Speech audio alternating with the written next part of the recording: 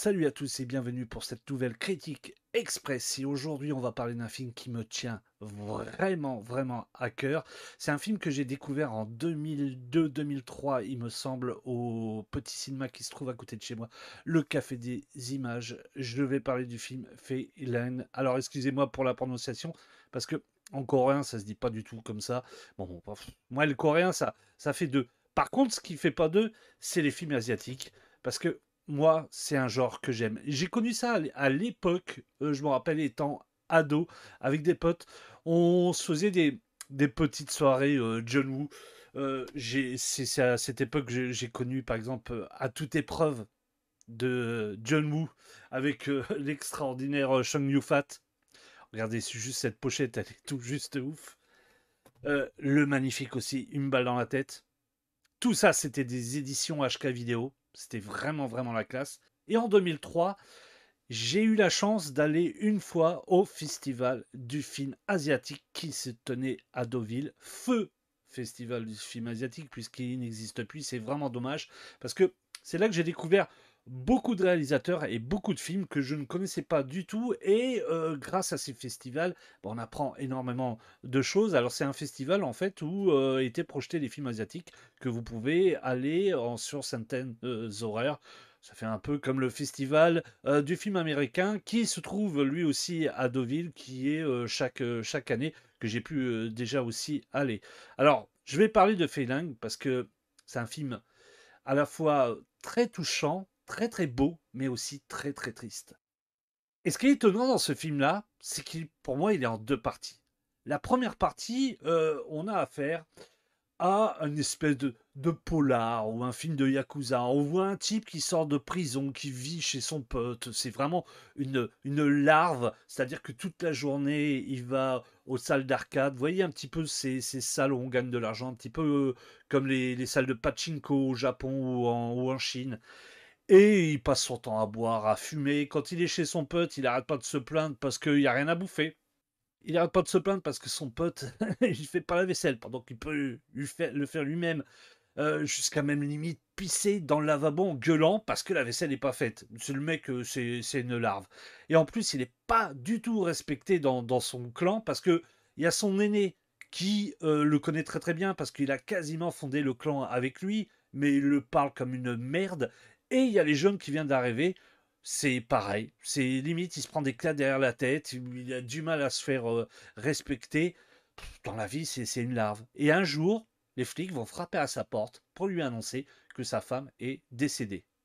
Sur le coup, il va être complètement sur le cul. Et c'est là qu'attaque la deuxième partie. Et la deuxième partie, on apprend l'histoire de cette jeune chinoise qui a tout quitté pour aller en Corée, pour trouver une vie meilleure. Heureusement pour elle, arrivée en Corée, elle va apprendre que sa famille est décédée. Et elle va aller dans un centre, un petit peu comme un pôle emploi chez nous, mais avec des gens très particuliers, puisqu'ils vont simplement essayer de l'aider, mais pour l'aider en contrepartie, il va falloir qu'elle signe des papiers et qu'elle accepte de travailler pour eux on va dire, dans un bar assez bizarre, vous voyez, avec des prostituées, des choses comme ça. Mais en contrepartie, en bossant pour eux, elle aura la nationalité coréenne et ne sera pas obligée de retourner en Chine.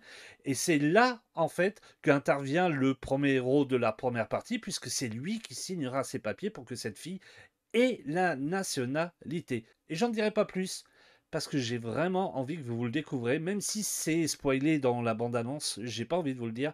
Si franchement vous le chopez, c'est un très beau film. Alors, à la réalisation de ce petit bijou, on a Song Hae-sung. Alors, j'ai été voir un petit peu sa filmo, il a fait 3 ou 4 films, il me semble pas plus que ça. J'en connais aucun sauf Phelan. Et au niveau des acteurs, là, on a vraiment un duo, vraiment un duo d'enfer. On a Choi Mi-sing. Alors lui, Choi Mi-sing, vous avez pu le voir dans Quiet Family et surtout dans cette trilogie de la vengeance, plutôt deux films, Old Boy, que je vais vous faire voir là, Old Boy et Lady Vengeance. C'est une belle édition HK, très belle édition. Ça, c'est vraiment des films que je vous conseille. Et il a fait aussi, dernièrement, il n'y a pas si longtemps que ça, J'ai rencontré le diable, un film sur la confrontation d'un flic à un serial killer. Et le flic va s'amuser à mettre une puce dans le corps du serial killer pour pouvoir le retrouver. Et à chaque fois qu'il le retrouve, ben, il le torture, il le relâche. Il le rechoppe, il le torture, il le relâche. Le flic, c'est vraiment le diable, hein. Et on ne s'attend pas du tout à ce rôle inversé dans le film. Il est vraiment, vraiment bien. Je vous le conseille. C'est vraiment un très, très bon film. Et dans le deuxième rôle, on a la magnifique et très très belle Cecilia Chong. Alors Cecilia Chong, c'est Shaolin Soccer, c'est Running on Karma et c'est Une nuit à Bangkok. Alors lui, superbe polar que je vous conseille, édition Asian Star.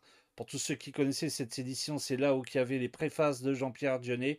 Là, c'est une version DVD, vous pouvez le choper vraiment à pas cher.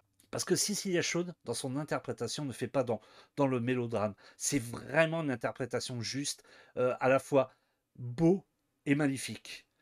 Choi Mi-sing, lui, impeccable. Je vous ai dit, la première partie, on a affaire vraiment à une larve. On se dit, ouais, c'est l'histoire d'un mec qui n'arrive pas à se faire respecter, point barre.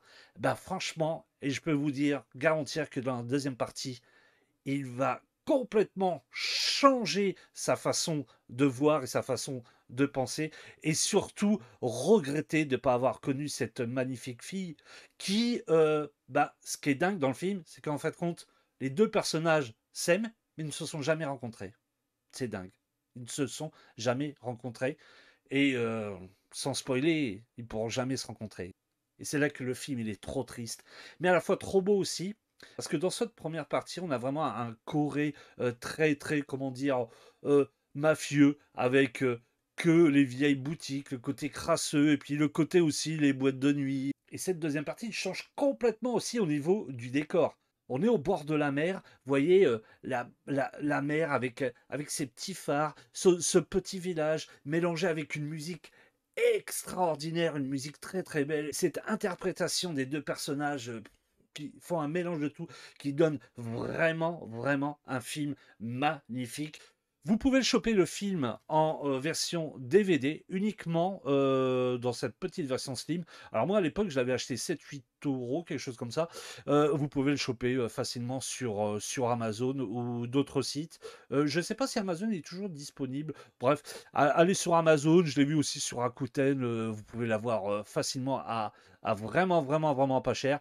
Par contre, pour tous ceux qui n'aiment pas les sous-titres, qui regardent leur film uniquement en audio français, passez votre chemin parce que il y a uniquement de l'audio chinois et coréen et des sous-titres français. De toute façon, ce genre de film, tu ne le regardes uniquement en version originale sous-titrée français parce que souvent les doublages français sont très très très moyens.